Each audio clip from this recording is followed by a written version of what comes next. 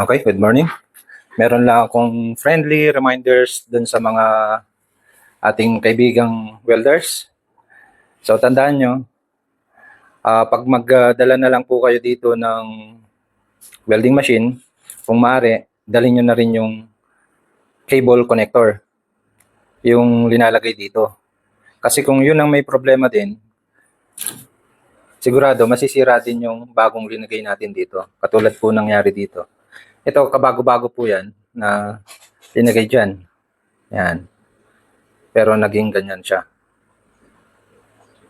Okay? So, nag-loose, hindi dahil dun sa paglagay dito. Okay? Mag-iinit po yan, natural. Mag-iinit. Huwag nyong hayaan na naglo-loose. May maluwag. Kasi ganito ang mangyayari. Iyon. Ganyan po. Okay? So, sayang. So, tandaan nyo, hindi na technician ang may problema dyan. 100%. Ang may problema na po dyan is kayo na po mismo. Okay. So, reminder lang po yan. Para siguradong tatagal yung gamit nyo, siguraduhin na walang loose. Okay? Tapos yung saksakan nyo, yung outlet nyo, siguraduhin na hindi naglo-loose para walang masirang IGBT. Sigurado yan, may masisira at masisira dyan. Katulad po nito. Yan, kabago-bago po dating. Yan. So, halatado, nag-loose ang saksakan. So, pinaka-importante po na, lalo na, mahal din po yung mga ganito. Kahit nasabihin natin na medyo mamurahing klase, pero pera pa rin yan, pinaghirapan nyo pa rin yan.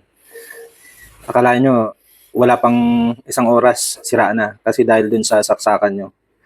Okay? So, reminder ko lang po yan sa mga kaibigan nating mga welders. So, wag kayong magalit sa technician dahil nasira na naman yung IGBT nyo or IGBT welding machine kasi napakaselan po yung mga ganito pag dating sa loose connection.